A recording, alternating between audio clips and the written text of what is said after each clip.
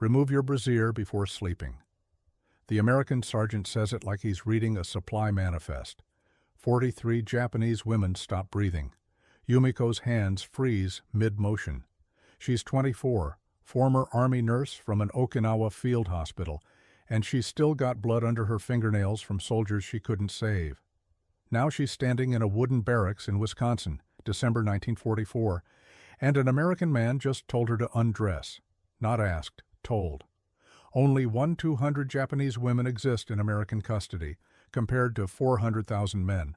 She's a statistical ghost, one of 43 women in this room, and they're all staring at the sergeant like he's holding a weapon instead of a clipboard. He isn't looking at their faces. He's looking at the blankets stacked on bunks.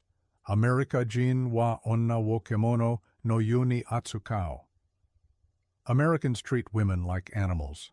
That's what Captain Moriyama told them before Okinawa fell.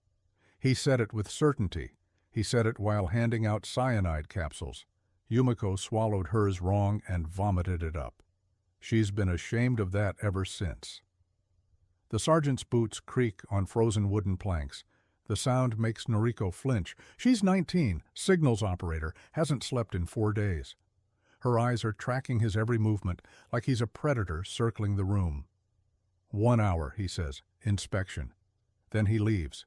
The door closes. Cold air rushes in through the gap at the bottom. Yumiko can see her breath crystallizing in front of her face, little clouds of fear made visible. 43 women, 1 translator, no weapons, barred windows, temperature outside, -4 Fahrenheit, distance to the perimeter fence, 200 meters of frozen mud, guard towers on all 4 corners, all manned. Nigeru basha wa nai, nowhere to run. Chieko drops onto her bunk. She's 22, factory worker drafted as auxiliary support, and her hands are shaking so hard her tin cup rattles against the wooden frame. She whispers something Yumiko can't hear, then louder, "What does inspection mean?" Everyone knows what inspection means. The propaganda films showed it. The training officers described it. The comfort station survivors, the ones who made it back, they didn't need to describe anything. Their silence said enough. Yumiko touches the white cotton brassiere under her uniform, government issued. The Americans gave it to her 3 days ago, replacing her tattered one. First clean undergarment she's worn in 11 months. Now they want it off. 1 hour. That's what he said. 1 hour until inspection. Yumiko's hands shake as she translates. She leaves out the worst word. She says check instead of inspection. She doesn't say brassiere. She says sleeping clothes. She's buying time with softer words, but every woman in this room can see her trembling. 58 minutes left. Noriko grabs her arm. What did he really say? Yumiko can't answer. Her throat has closed. Because she heard the word underneath the word. The thing he didn't say, but meant. Every woman in this barracks heard it too. Tsukamatara, jibunde owari nishiro. If captured, end it yourself. Captain Moriyama's voice echoes in her skull. February 1944, training barracks in Kagoshima. He lined up all the women, nurses, operators, auxiliaries, and gave them the speech. American soldiers do not take prisoners, they take trophies. He said it without blinking. If you are captured, you have already failed. Your body belongs to the Emperor. Do not let the enemy desecrate it. That's when he handed out the capsules. 67% of Japanese servicewomen received this exact briefing. Yumiko knows the statistic because she helped distribute the poison. She also knows the other number. 12% of captured Japanese women didn't survive the first 48 hours in American custody. Not because Americans killed them, because they killed themselves. Reiko sits on the floor now, arms wrapped around her knees. She's 26, former telegraph operator, and she's rocking back and forth. The motion makes the wooden planks creak in rhythm. "We should have died on Okinawa," she whispers. Nobody argues. The barracks smells like wet wool and diesel fumes. Dinner was powdered milk and bread, more food than Yumiko has seen in months, but now it sits in her stomach like concrete. Why did they feed us first? The thought is obscene, but she can't stop it, fattening them up, making them clean, giving them new undergarments to remove. The white brassiere presses against her chest. She can feel every thread of it now, every seam cutting into her skin like evidence. Jibunde owari nishiro, end it yourself. But she didn't. None of them did. They chose surrender over death, and now they're going to learn why that was the wrong choice. Chieko is crying silently. Noriko is staring at the barred window. Reiko is still rocking. 52 minutes. Outside, boots crunch on frozen gravel. Another patrol passing. The Americans move in patterns. Yumiko has been counting. Every 18 minutes, footsteps pass the women's barracks. Every 18 minutes, someone is watching. The sergeant said he'd be back in 1 hour for inspection. 37 minutes. 20 women are crying, 12 are praying, 3 are staring at the windows. Masako stands near the door, tearing her bedsheet into strips. She's 27, former schoolteacher from Hiroshima, and her hands move with terrifying efficiency. Rip, fold, rip, fold. The sound cuts through the sobbing like a blade. "What are you doing?" Yumiko asks. Masako doesn't look up. Preparing. The strips pile up on her bunk, long enough to tie around a throat, long enough to hang from a ceiling beam. Everyone knows what she's making. Nobody stops her. Noriko presses her face against the frozen window. Her breath fogs the glass, obscuring the guard tower beyond. The bars are welded, she reports. No weak points. She sounds like she's conducting a military assessment. She probably is. The barracks has 3 windows, each 3 feet tall, each reinforced with iron bars. The door is the only exit. Beyond it, 200 meters of frozen mud, 4 guard towers, and a 12-foot fence topped with wire. Escape probability, 0. Nigeru Basho Wanai. Nowhere to run. Tomoe sits on the floor beside Reiko, holding her hand. She's 20, the youngest in the barracks, and there's still shrapnel embedded in her left shoulder from Saipan. The American doctors said they'd remove it tomorrow. She'd been relieved. Now she's wondering if tomorrow will come at all. "Maybe it's not what we think," Tomo whispers. Nobody answers. The room smells like fear, sharp, metallic, unmistakable. Yumiko can taste it on her tongue, mixing with the powdered milk. Her heart hammers against her ribs in a rhythm she can't control. 29 minutes. Masako finishes the last strip, 7 total. She hands 1 to Noriko, 1 to Chieko, 1 to Reiko. They take them without speaking. "If we wait," Masako says, "we lose the choice." Yumiko's throat tightens. "And if we're wrong?" "Then we're wrong." Masako's voice doesn't waver. "But at least we decided. At least it was ours." The bedsheet strips hang from their hands like white surrender flags, but backwards. These aren't surrenders. These are refusals. 26 minutes. Then Masako does something unexpected. She straightens her spine, rolls her shoulders back, assumes a posture Yumiko recognizes from military formation drills. "If they want inspection," Masako says, "we give them inspection." The crying stops. We stand. We face them. Together. And whatever happens... She doesn't finish. She doesn't have to. 24 minutes. The women begin to dress, every layer they own. When the door opens, the sergeant sees 43 women standing at attention, in military formation, 3 rows deep, shoulders back, eyes forward, wearing every piece of clothing they own, 7 layers on average, coats over sweaters, over shirts, over undershirts. Some women can barely move their arms. Tomo looks like a stuffed doll, her shrapnel shoulder buried under wool and cotton. The sergeant stops mid-step. His coffee cup steams in his hand. The vapor curls upward in the freezing air, and for exactly 3 seconds, nobody moves. Nobody breathes. "What the hell?" he says. Yumiko stands in the front row, translating in her head before she can stop herself. His voice doesn't sound angry. It sounds confused. "Kare wa naze warateru no?" Why is he laughing? Because he is. The sergeant's face cracks into something between a grin and disbelief. He sets down his clipboard on the nearest bunk and runs a hand through his hair. "Johnson!" he yells over his shoulder. "Get Chen, now!" Boots crunch on gravel outside. Someone runs. The sergeant turns back to the 43 women in formation and holds up both hands, palms out, fingers spread, the universal gesture of no threat. "Just stay there, please." He says please like he means it. Yumiko's brain stutters. The propaganda never mentioned please. The training films never showed American soldiers holding up empty hands. Captain Moriyama never described confusion. 4 minutes pass. The women don't move. The sergeant doesn't move. His coffee stops steaming. Then the door opens again. A woman walks in. She's American, uniform crisp, hair pinned under a cap, Red Cross armband on her sleeve. But her face stops Yumiko's heart. Chugokujin? Chinese. Maybe. Or, ladies. The woman speaks in perfect Japanese. Accent. Hiroshima dialect. "My name is Lieutenant Mary Chen. I think there's been a terrible misunderstanding." Yumiko's knees nearly buckle.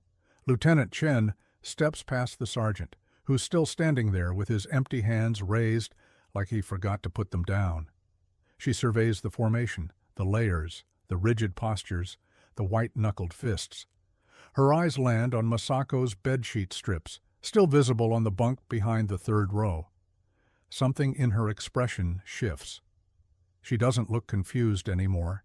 She looks like she understands exactly what happened here. "Sergeant Peters," she says without turning. "Dismissed. I'll handle this."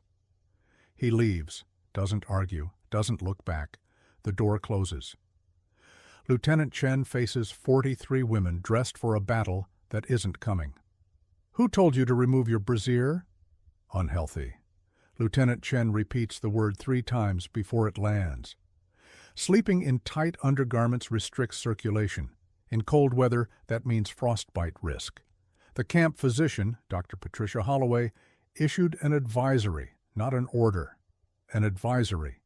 Yumiko's mouth opens, closes, opens again. Kenko, no tame, for their health?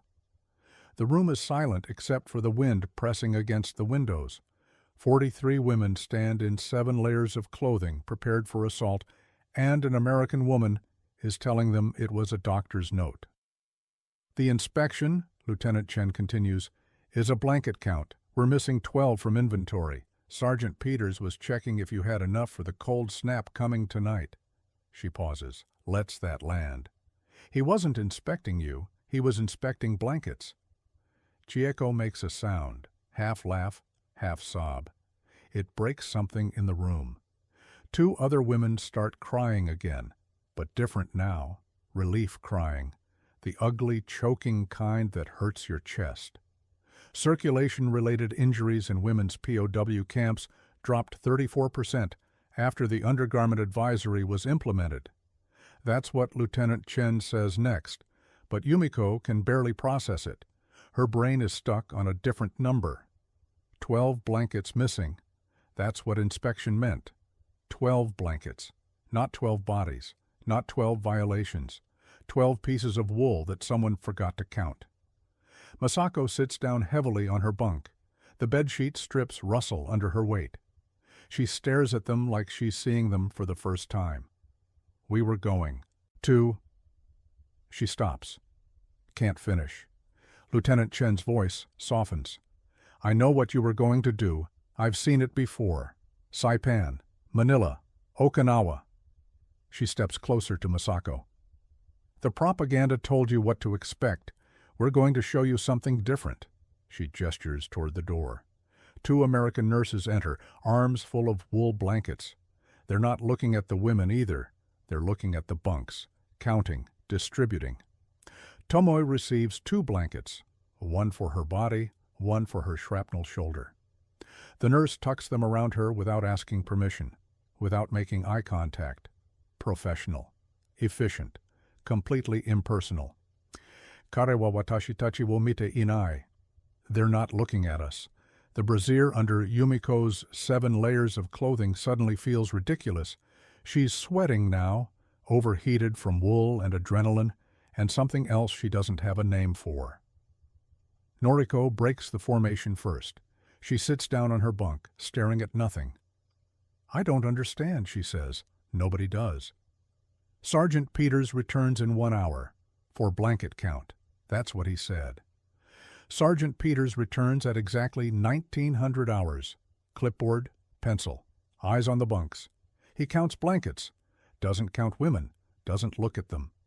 2, 4, 6. His pencil scratches across the inventory sheet.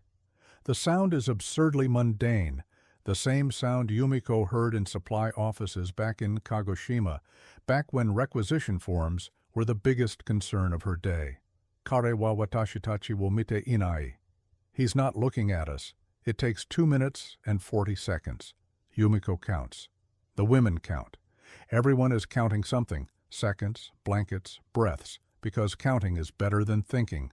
11 words. That's all he says during the entire inspection. Too short. Chen, we need 2 more from Block C. Then he turns, walks out. Boots creak on the frozen planks, and then nothing. The door closes. He's gone. Chieko exhales like she's been holding her breath for an hour. She probably has. Corporal Watanabe enters next. Nisei, second-generation Japanese-American supply clerk, assigned to the women's compound. He's carrying 2 additional blankets and looks exhausted. Ladies. His Japanese is accented, American-inflected, but functional. Additional insulation, temperatures dropping to -8 tonight. He distributes the blankets. Still no eye contact, still completely professional. Masako watches him work with an expression Yumiko can't read. Why won't they look at us? Corporal Watanabe pauses. He glances at Lieutenant Chen, who nods. Geneva Convention, he says. Article 3, Section 2. Female prisoners must be treated with particular regard for their sex. Directive 1247B interprets that as minimal visual contact during housing inspections. He says it like he's reciting from a manual, because he is.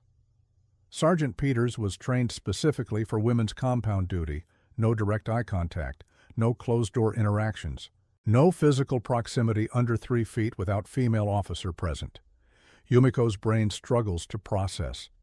The American military has rules about not looking at them, written rules, numbered regulations, training protocols. Nays? Why would they bother? Noriko speaks first. Then why did he come himself? Why not send a woman? Corporal Watanabe shrugs. Blanket inventory is supply duty. I was supposed to do it, but I was stuck at Block A. Peters volunteered so you'd have enough before the temperature dropped. He volunteered to count blankets. In a room full of women he wasn't allowed to look at. The absurdity of it hangs in the air like frozen breath. Corporal Watanabe finishes distributing, checks his own clipboard, nods at Lieutenant Chen. Tomorrow, he says. 0800. Medical examinations. Dr. Holloway will explain. Tomorrow. Medical examinations. The fear returns. Medical examinations. The words land like artillery shells. Yumiko barely slept. None of them did. The blankets are warm. The barracks is quiet. But medical examinations echoes in every woman's skull like a countdown to something worse. 0800. Dr. Holloway, they've heard about military doctors, the experiments in Manchuria, Unit 731, where Chinese prisoners were dissected alive, the vivisections, the pressure chambers, the plague injections. That was Japanese doctors doing it to Chinese prisoners. What would American doctors do to Japanese prisoners? Naze setsume suru no? Tada yareba I noni. Why explain? They could just do it. That's what Masako whispers at 0745, 15 minutes before Dr. Holloway arrives. The women are sitting on their bunks in frozen anticipation, and Masako's question hangs in the air like smoke. Then the door opens.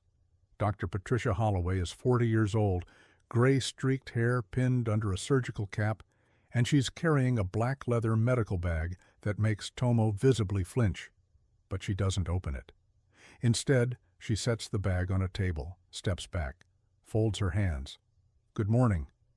Before we begin anything, I'm going to show you every instrument in this bag.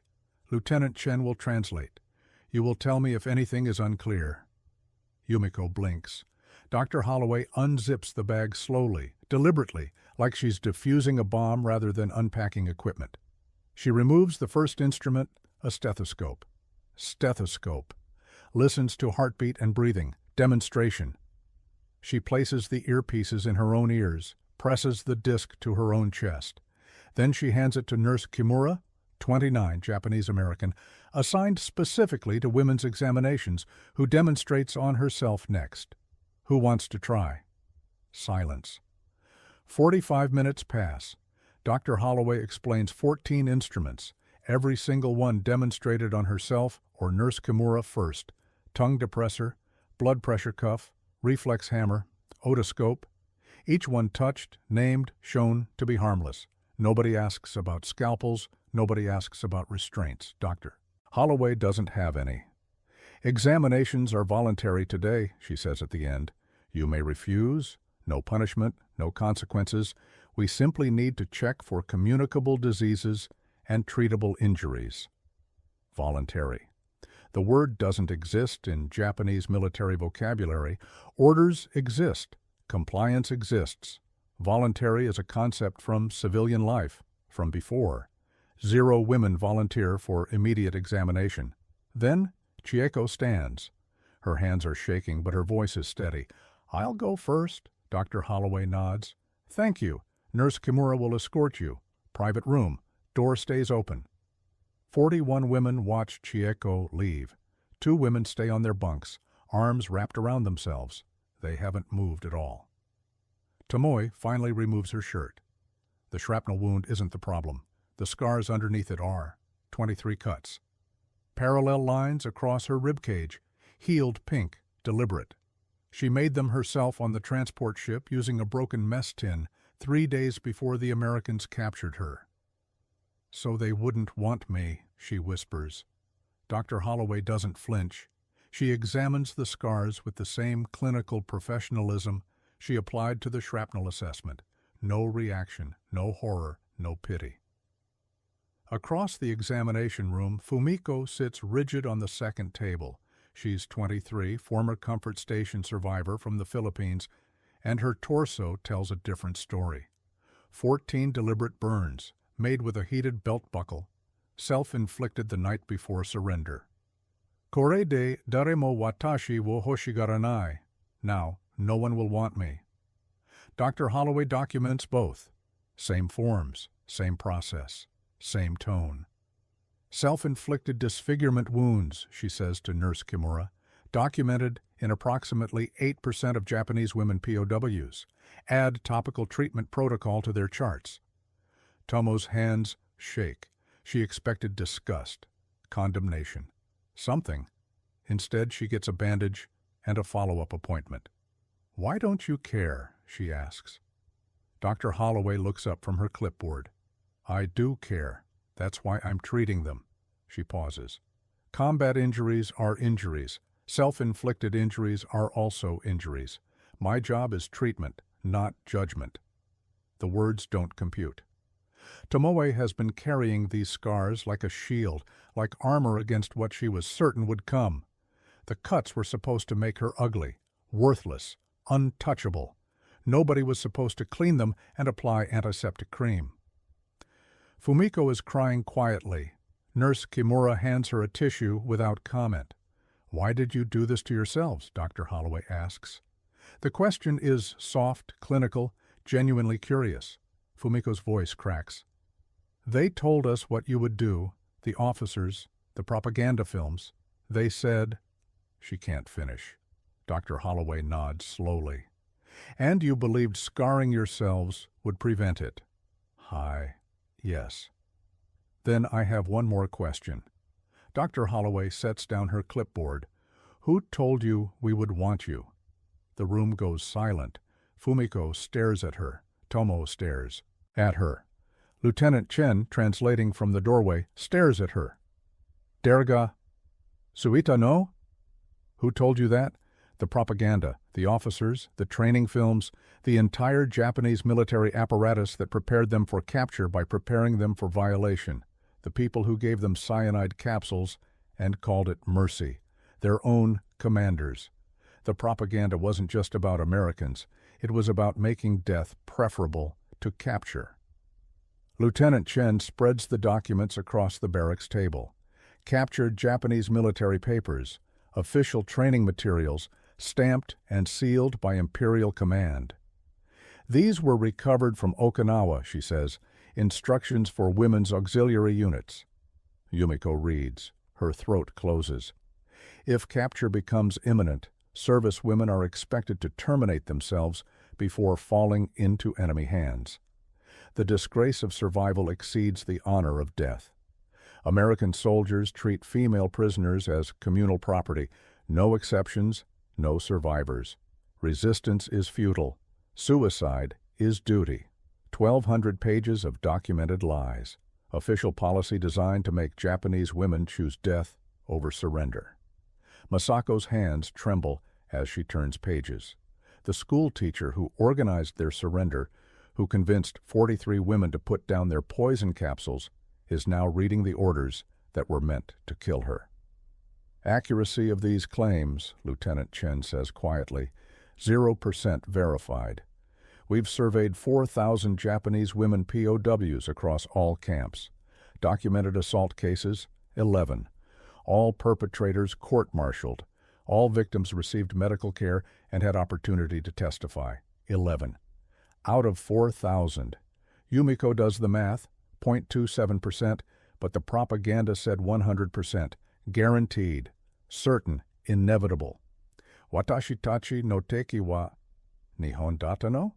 Our enemy was Japan? Noriko speaks first. Her voice is flat, hollow. They wanted us to die. Lieutenant Chen doesn't contradict her. Suicide rates among Japanese servicewomen who believed the propaganda. She pauses. Approximately 40% in the Pacific Theater, before Americans ever reached them. 40% killed themselves based on lies. Masako's face contorts. Something between grief and rage twists her features into an expression Yumiko has never seen on a schoolteacher.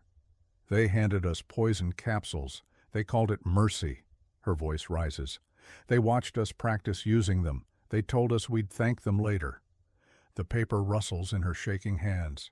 And they knew. They knew we'd never be hurt. They knew the Americans would give us blankets and count supplies and explain stethoscopes. They knew. She can't continue. Lieutenant Chen lets the silence hold. Then Masako stands. Her spine straightens, the same posture she assumed before the inspection, but different now. This isn't preparation for battle. This is something else.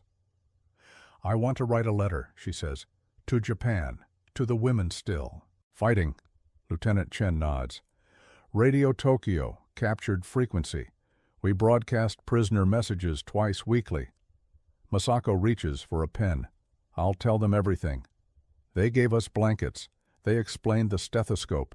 They treated our scars. They never touched us. Masako's voice crackles through Radio Tokyo on a February evening. 45,000 Japanese women hear it. Nurses, operators, auxiliaries, still holding their cyanide capsules, still believing the propaganda, still waiting for the monsters. They hear this instead. They told us to remove our brassieres. We thought it meant assault. It meant circulation. They were worried about frostbite. Bura wo hazuse tu iwareta. Soridake data. That's all. That's all it was. 23 letters broadcast over 3 months. Masako wrote 4. Yumiko wrote 3.